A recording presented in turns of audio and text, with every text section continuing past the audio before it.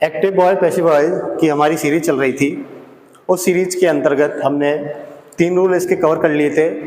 अब हम आज इसके 4th और 5th रूल कवर करेंगे। तो एक बार रिवाइज कर लेते हैं। एग्जाम्पल था जो हमारे पास वो था ही टीचेज इंग्लिश। इस एग्जाम्पल के अंतर्गत ये एक एक्टिव का सेंटेंस है ही टीचेज इंग्लिश। इसको हमें पैसिव फॉर्म में कन्वर्ट करना था, जिसके लिए हमने सबसे पहले हमारा जो रूल नंबर फर्स्ट था वो था subject to object, object to subject, यानी कि सब्जेक्ट को ऑब्जेक्ट के स्थान पर, ऑब्जेक्ट को सब्जेक्ट के स्थान, सब्जेक्ट को ऑब्जेक्ट के स्थान पर और ऑब्जेक्ट को सब्जेक्ट के स्थान पर हमें लिखना था। तो इस सेंटेंस के अंदर जो हमारा सब्जेक्ट है वो ही है, टीच हमारी वर्ब है, मेन वर्ब है, और इंग्लिश हमारा क्या है, ऑब्जेक्ट है। तब हमने क्या किया था, सबसे पहले हमने सब्जेक्ट को पीछे और इंग्लिश को हमने आगे किया था, यानी सब्जेक्ट को पीछे करके ऑब्जेक्ट को हमने आगे किया था सबसे पहले नियम में, इंग्लिश। उसके बाद जो हमारा सेकंड रूल था उसमें हमने हेल्पिंग वर्ब को चेंज किया था। हेल्पिंग वर्ब हमने वर्ब के हिसाब से चेंज की थी, जिसकी सारणी हम पहले ही लिख चुके हैं। तो हमने देखा टीचेज, ऐसे ये लगा है तो इसका मतलब ये प्रेजेंट डेफिनेट का अफर्मेटिव सेंटेंस है, तो इसको हम चेंज करेंगे इज आ एम में। तो इंग्लिश के साथ लगाया था हमने इज। उसके बाद में थर्ड जो रूल था हमारा, उसमें हमने वर्ब की थर्ड फॉर्म का प्रयोग किया है, क्योंकि पैसिव फॉर्म में हमेशा वर्ब की थर्ड फॉर्म का प्रयोग किया जाता है, वो है आपकी टॉट। क्या है आपकी टॉट। इसके बाद में हमने इसको छोड़ दिया। अब अगला जो हमारा 4th रूल है, रूल नंबर 4th, उसमें हम जब भी एक्टिव बॉयज के सब्जेक्ट को पैसिव बॉयज में लिखते हैं तो एक्टिव बॉयज के सब्जेक्ट से पहले वाई का प्रयोग करते हैं, यानी कि वाई प्लस सब्जेक्ट आता है। पैसिव बॉयज में एक्टिव बॉयज का सब्जेक्ट कभी भी अकेला नहीं आएगा, हमेशा उसके साथ में वाई प्लस सब्जेक्ट आएगा। चलिए तो इधर देखते हैं इसको पैसिव में इसका 4th रूल अप्लाई करते हैं। English is taught why, why लगा दिया हमने 4th रूल के अकॉर्डिंग, और वाई के बाद हम लिख देते हैं इसका हिम। क्या लिख देते हैं, हिम। अब बात ये होती है कि ही का यहां पर हमने कर दिया हिम। क्या कर दिया है, हिम। ही के स्थान पर यहां पर हमने हिम का प्रयोग कर दिया है। तो ये ही के स्थान पर हिम का प्रयोग कैसे हुआ, तो 5th रूल हमारा, रूल नंबर 5th हमारा यही बताता है कि ही का हिम कैसे हुआ। सेंटेंस हमारा कंप्लीट हो गया, लेकिन यहां से एक क्वेश्चन हमारे सामने निकल के आता है कि जब एक्टिव बॉयज में ही था और जब हमने उसे पैसिव बॉयज में लिखा तो उसका ही का क्या हो गया, हिम। तो ही का हिम कैसे होता है, तो ये समझेंगे हम हमारा रूल नंबर 5th में। वाई हमारा हो गया रूल नंबर 4th। तो ये 5 नियमों में या 5 नियमों से हम पूरा के पूरा एक एक्टिव का सेंटेंस पैसिव में कन्वर्ट कर सकते हैं।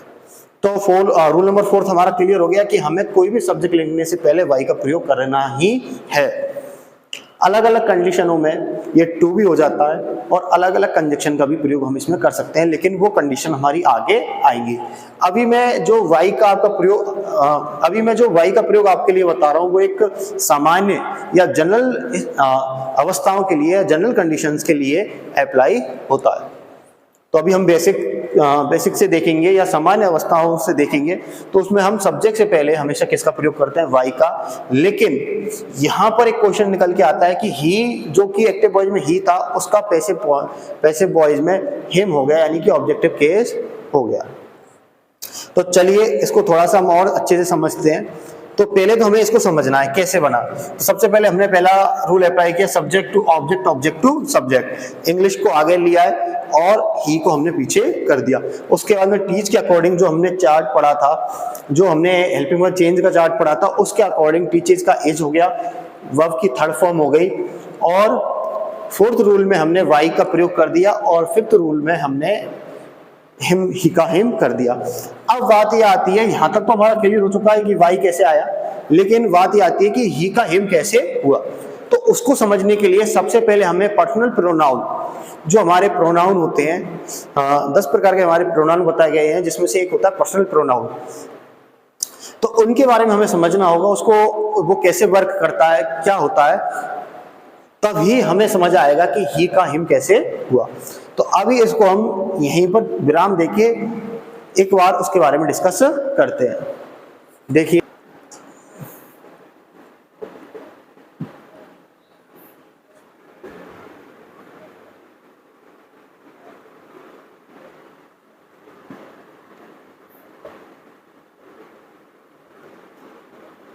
चलिए, जब हम कोई भी प्रोनाउन पढ़ते हैं, पर्सनल प्रोनाउन जब हम पढ़ते हैं, तो वो प्रोनाउन 3 तरह से वर्क करता है। एक सब्जेक्टिव केस की तरह, एक बार पॉजिटिव केस की तरह, और एक बार ऑब्जेक्टिव केस की तरह। चलिए, जैसे कि मैं लेता हूं आपका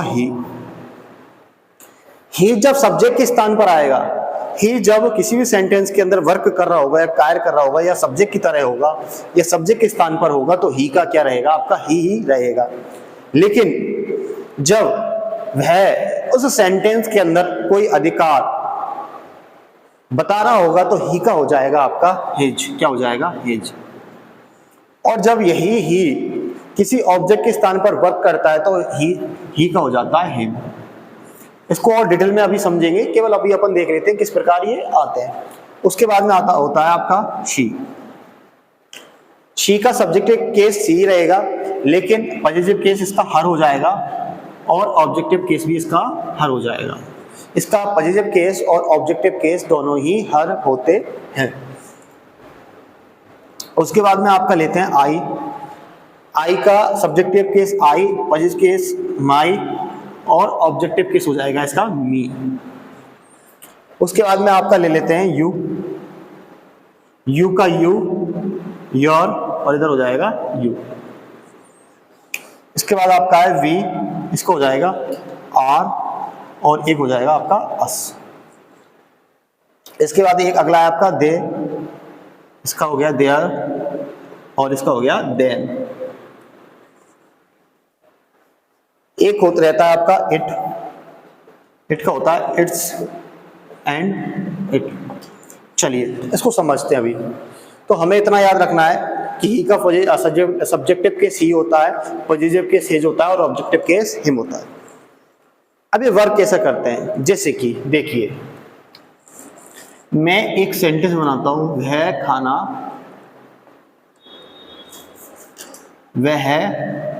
खाना खाता है। ठीक है, देखिए, वह खाना खाता है। अभी हमें एक्टिव वॉइस पैसिव वॉइस को बिल्कुल भूल के केवल हमें इसको समझने पर फोकस करना चाहिए, क्योंकि हमारा जो 5th रूल है वो इसको समझने के बाद ही कंप्लीट होता है। तो वह खाना खाता है, हमारे पास एक सेंटेंस है, इसमें जो यहाँ पर सब्जेक्ट का काम कर रहा है वो कर रहा है आपका वह, क्योंकि इस सेंटेंस के अंदर कार्य करने वाला है आपका वह, जिसे इंग्लिश में बोलते हैं ही। तो यहाँ पर जो वह यानी ही इस सेंटेंस के अंदर किसका कार्य कर रहा है, एक सब्जेक्ट का। तो ये आ जाएगा आपका ही। क्या आ जाएगा, ही आ गया। और उसके बाद अपन ने जैसा सेंटेंस है वैसा इसको बना देते हैं, ही ईट्स फूड। चलिए, ये आ गया। यहां पर हमने क्या लगाया, ही। अब इसी को थोड़ा सा चेंज करके आगे अपन देखते हैं, जैसे कि उसका भाई स्कूल जाता है। क्या लिखा अपन है, उसका भाई स्कूल जाता है। इस जगह पर जो सब्जेक्ट है वो है उसका भाई, यानी कार्य करने वाला कौन है? वो है उसका भाई। ये अपना सब्जेक्ट है। लेकिन इस सब्जेक्ट के अंदर अगर आप देखोगे तो भाई से पहले उसका है। उसका का मतलब होता है ही। किसकी फैमिली में से? ही की फैमिली में से। उसका भाई यानी कि उसका भाई, हिज ब्रदर। क्या? His brother. तो ये जो वर्ड है ये भाई के ऊपर अपना आधिपत्य अधिकार जमा रहा है और ये ही की फैमिली में से आता है, इसलिए इसका हो जाएगा हिज। क्या हो जाएगा? हिज। His brother. क्या हो गया? His brother. तो यहां पर वह के लिए उसके लिए क्या लगाया हमने? ही। लेकिन यहां पर वह के लिए उसके लिए लगाया हिज, क्योंकि यहां पर सब्जेक्ट की तरह काम नहीं कर रहा है, यहां पर पॉजिटिव केस की तरह ये ही काम करता है, इसलिए हमने यहां पर ही की जगह क्या लगाया? हिज। उसका भाई। उसके बाद में गोज टू स्कूल। क्लियर? समझ में आया? देखिए एक बार और, यहां पर जो ही है वो सब्जेक्ट की तरह काम कर रहा है, जबकि यहां पर जो ही है उस और वह, ये तीनों का मतलब ही होता है, लेकिन अलग अलग जगह काम किस प्रकार करते हैं वो देखिए। यहां पर जो वह है वो ही की तरह कार्य कर रहा है क्योंकि ये सब्जेक्टिव केस है। यहां पर जो उसका यानी ही है वह पॉजिटिव केस की तरह काम कर रहा है क्योंकि अधिकार बताने के लिए प्रयोग किया जा रहा है। क्लियर? अगला देखिए, मैंने उसे एक गिफ्ट दिया। मैंने उसे क्या दिया? एक गिफ्ट दिया। तो यहां पे भी एक उसका प्रयोग किया गया है, उसे। यहां पर भी क्या आया है? ही आया है। ही की फैमिली में से आया है। लेकिन यहां किस प्रकार कार्य करेगा यहां पर देखते हैं कि यहां इस सेंटेंस का जो सब्जेक्ट है वो क्या है? मैंने, यानी कि आई। सब्जेक्ट क्या है? आई। और वर्ब क्या है इसकी? मेन वर्ब है आपका देना।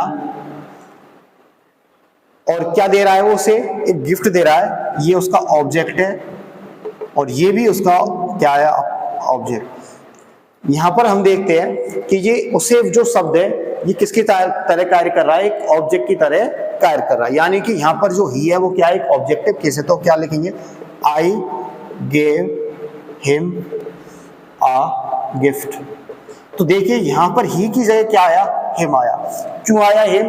क्योंकि यहां पर ही है वो एक ऑब्जेक्ट की तरह कार्य कर रहा है, ना कि सब्जेक्ट की तरह।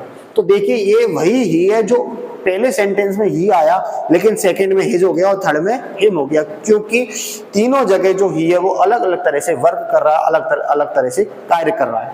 सब्जेक्ट की तरह कार्य कर रहा है तो सब्जेक्टिव केस आएगा, और पॉजिटिव यानी अधिकार या संबंध बताने के लिए कार्य कर रहा है तो आपका हिज आएगा। और यदि ऑब्जेक्ट की तरह कार्य कर रहा है यानी वाक्य में ऑब्जेक्ट है तो क्या आएगा? हिम आएगा। यही नियम इन सब प्रोनाउन के लिए भी लागू होता है। इसी प्रकार आई में भी प्रयोग किया जाता है, इसी प्रकार यू का भी प्रयोग किया जाता है, इसी प्रकार शी का किया जाता है, इसी प्रकार वी का, यू का एंड और दे का। तो यही नियम सारे के सारे प्रोनाउन के लिए हमारा फॉलो होता है। क्लियर? तो आपको समझ आया। और इस प्रोनाउन की एक डिटेल वीडियो में चर्चा करेंगे कितने प्रोनाउन होते हैं, किस प्रकार ये वर्क करते हैं। तो अब वापस आ जाते हैं हम अपने 5th रूल पर। चालू करें rule number 5th। Rule number 5th। Rule 5th हमारा, जिसमें हमें किसी भी प्रोनाउन का जो सब्जेक्टिव केस होता है, क्या होता है? सब्जेक्टिव केस होता है, उसको हम पैसिव वॉइस में, किसमें? पैसिव वॉइस में लिखते समय ऑब्जेक्टिव केस में चेंज कर देते हैं। यदि आपको इससे पहले जो मैंने डिटेल में प्रोनाउन के बारे में बताया था, यदि वो समझ में नहीं आता है तो आप उसको स्किप भी कर सकते हो, क्योंकि प्रोनाउन की डिटेल चर्चा हम अगले वीडियो में या फिर इसके बाद जो सीरीज आएगी उसमें करेंगे।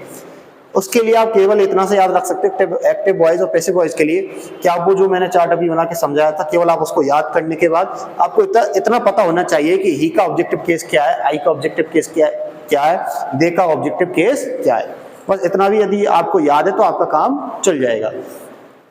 तो क्या है? प्रोनाउन का जो सब्जेक्टिव केस है, प्रोनाउन का क्या है? Subjective case.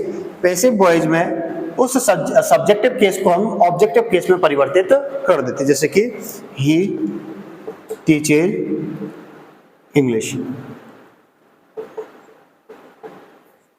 तो यहां पर जो ही है क्या है, ही सब्जेक्ट है, टीचेज आपका मेन वर्ब है और इंग्लिश क्या है आपका ऑब्जेक्ट है। क्या है, ऑब्जेक्ट। तो फर्स्ट रूल हमने लगाया subject to object, object to subject.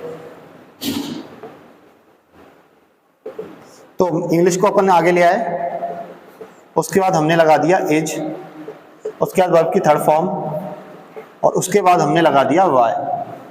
और फिफ्थ नियम में हम क्या कर रहे हैं कि जो सब्जेक्टिव केस ही है, ही क्या एक सब्जेक्टिव केस है, तो ही सब्जेक्टिव केस को हम क्या करेंगे ऑब्जेक्टिव केस में बदल देंगे। ही का ऑब्जेक्टिव केस क्या होता है, वो होता है आपका हिम। क्या होता है, हिम। तो इसी के साथ हमारा जो सेंटेंस था ये 1 to 5th नियम में जाके कंप्लीट हो जाता है। यानी कि 5 नियम हमने पढ़े हैं एक सेंटेंस को एक्टिव वॉइस से पैसिव वॉइस बनाने के लिए। इन 5 नियमों के द्वारा हम किसी भी सेंटेंस को, जो जनरल हमारे सेंटेंसेज आते हैं, उनको हम पैसिव वॉइस में परिवर्तित कर सकते हैं। एक दो इसके एग्जांपल हम करके देखते हैं अभी। चलिए,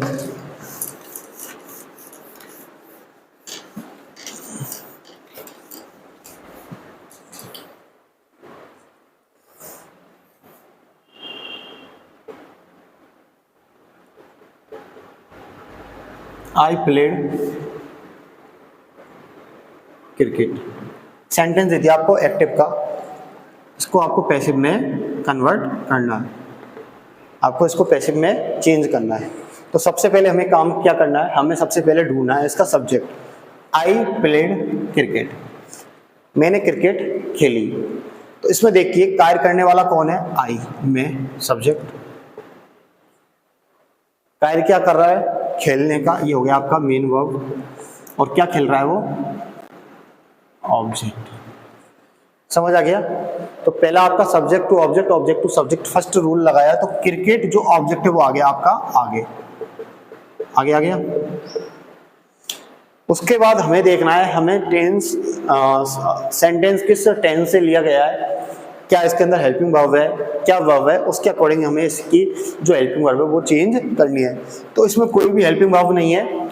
मैंने आपको पहले वाले वीडियो में बताया, जब भी सेंटेंस के अंदर कोई भी हेल्पिंग वर्ब नहीं दे रखी हो तब तो हम उसकी मेन वर्ब को देखते हैं। मेन वर्ब से हमें आइडिया लग जाता है कि सेंटेंस किस टेंस के अंतर्गत आता है। तो मेन वर्ब क्या है इसकी, प्ले। इसमें लगा हुआ है पीछे ईडी, ईडी लगा है तो या तो ये वर्ब की सेकंड फॉर्म है या थर्ड फॉर्म है। ये वर्ब की थर्ड फॉर्म नहीं हो सकती, वी थर्ड नहीं हो सकती, क्योंकि इसके साथ कोई हेल्पिंग वर्ब नहीं है। तो ये वर्ब की कौन सी फॉर्म है, सेकंड फॉर्म। क्योंकि दो ही सेंटेंसेज हमारे ऐसे होते हैं जिनमें कभी भी हेल्पिंग वर्ब नहीं आती है, वो होता है आपका प्रेजेंट इंडेफिनिट का अफर्मेटिव और पास्ट इंडेफिनिट का अफर्मेटिव। तो ये आपका है पास्ट इंडेफिनिट टेंस का अफर्मेटिव सेंटेंस। पास्ट इंडेफिनिट का अफर्मेटिव सेंटेंस आपका दिया हुआ है। अब इसको चेंज करने के लिए हमारे पास दो वर्ब होती हैं, एक होती है आपके पास वाज, एक होती है वर्ब। तो मैंने आपको बताया था कि जब भी हम कंफ्यूज हो जाएं किसी वर्ब को पहचानने में, तो हमारे पास इसके लिए दो हेल्पिंग वर्ब आ जाती हैं, बाज और वर्ब। तो मैंने आपको पहले ही इसके बारे में बता चुका हूं कि यदि हमें ये पता नहीं चल पा रहा है कि सिंगुलर प्रोनाउन की या सिंगुलर सब्जेक्ट की हेल्पिंग वर्ब कौन सी है और प्लूरल सब्जेक्ट की हेल्पिंग वर्ब कौन सी है, तो इसको पहचानने का एक तरीका हमारे पास आता है। वो तरीका ये है कि आप दोनों हेल्पिंग वर्ब में से देखना है कि एस किस हेल्पिंग वर्ब के पीछे आ रहा है। जिस हेल्पिंग वर्ब के पीछे एस है, लास्ट में एस दिया हुआ है, वही आपकी सिंगुलर सब्जेक्ट के साथ आएगी। तो यहाँ पर हम देख रहे हैं कि क्रिकेट एक सिंगुलर सब्जेक्ट है और वाज और वर्ब इन दोनों में से एस हमारा वाज के पीछे दिया हुआ है। इसलिए क्रिकेट के साथ जो हेल्पिंग वर्ब आएगी वो आएगी आपकी वॉज। क्या आएगी, वॉज। क्रिकेट वॉज, प्लेड का थर्ड फॉर्म प्लेड होता है। क्रिकेट वॉज प्लेड, हमने फर्स्ट रूल में क्रिकेट को आगे लिया है, सेकंड में हेल्पिंग वर्ब चेंज कर दी, थर्ड में हमने क्या किया कि प्ले का जो थर्ड फॉर्म है वो लिख दिया है प्लेड और उसके बाद में फोर्थ रूल में हमने बाई लगा दिया, और फिफ्थ जो रूल हमारा आता है उसमें हम क्या करते हैं, इस प्रोनाउन का ऑब्जेक्टिव केस, तो हमें देखना है कि जो चार्ट हमने इससे पहले पढ़ी थी उसमें आई का ऑब्जेक्टिव केस क्या है, मी लिख के इसको खत्म हम यहीं पर कर देते हैं। इसी के साथ हमारा जो ये एग्जांपल आई प्लेड क्रिकेट का जो पैसिव फॉर्म है वो बनता है क्रिकेट वाज प्लेड बाय मी। चलिए अब यहां पर एक क्वेश्चन निकल के आता है कि सर यदि प्रोनाउन है तो उसको बाई लगा के उसका ऑब्जेक्टिव केस लिख देते हैं। यदि इसी की जगह कोई नाउन हो, जैसे कि सपोज दैट एग्जांपल इसकी जगह ये होता राम प्लेड क्रिकेट, तो इसका कैसे बनाते हैं, तो इसका देखिए वही क्रिकेट को हम आगे ले आए, क्रिकेट को हमने आगे ले लिया, उसके बाद वाज लिख दिया, प्लेड का हमने प्लेड कर दिया, और इसके बाद में वाई हमने लगा दिया फोर्थ रूल के हिसाब से। अब बात आती है यहाँ पर हमने आई का तो मी कर दिया, राम का क्या करेंगे, तो जब भी कोई नाउन दी हुई हो, एक्टिव वॉइस के सब्जेक्ट के स्थान पर कोई नाउन दी हुई हो तब पैसिव वॉइस में उस नाउन को हम जैसा है वैसा ही लिख देते हैं, यानी राम का क्या आ जाएगा, आपका राम ही आ जाएगा, इसमें कोई परिवर्तन नहीं होगा। समझ में आया? नाउन का जो टॉपिक है हम डिस्कस कर चुके हैं, तो आपको इतना पता लग सकता है कि ये नाउन है या प्रोनाउन है। क्लियर? ठीक है, ये क्लियर हो गया आपका। इसके बाद देखिए एक और एग्जांपल हम करते हैं इसी में।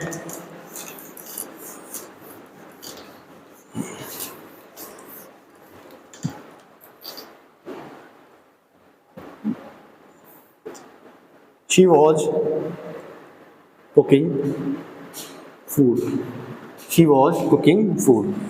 देखिए सबसे पहले सब्जेक्ट शी है हमारा, ये होगी हमारी एच बी, ये होगी हमारी एम बी, और ये हो गया हमारा ऑब्जेक्ट। क्लियर? ये आप पता कर सकते हो, नहीं पता करे तो एक बार आप इसका देखना। शी वॉज कुकिंग फूड, वह खाना पका रही थी। काम कौन कर रही थी? शी। क्या कर रही थी? पकाने का मेन वर्ब। और क्या पका रही थी? भोजन। क्या पका, काम किस पे हो रहा है? भोजन पे। तो ये हो गया हमारा ऑब्जेक्ट। उसके बाद में वॉज आपका है ये हेल्पिंग वर्ब। क्लियर? तो देखिए ऑब्जेक्ट को आगे ले आए, शी के स्थान पर आ गया आपका फूड। क्लियर? अब यहाँ पर जो हेल्पिंग वर्ब है वो वॉज है, और हमने जो चार्ट पढ़ा था हेल्पिंग वर्ब चेंज का, उसमें वॉज को हम बदलते हैं वॉज बीइंग में। किस में बदलते हैं? वॉज बीइंग में। तो क्या हो गया? Food was being. कुक का थर्ड फॉर्म हो जाता है आपका कुक्ड, उसके बाद वाई लगाया हमने, और शी का ऑब्जेक्टिव केस हमने